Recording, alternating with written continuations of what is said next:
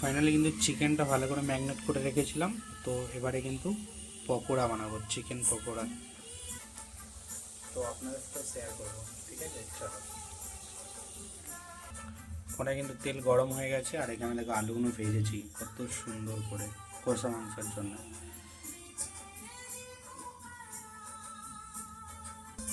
Chicken leg piece.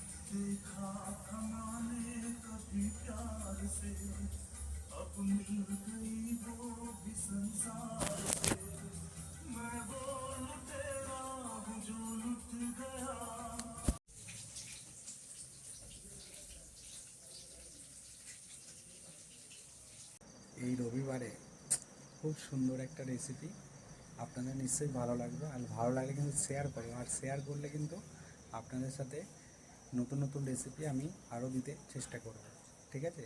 চলো।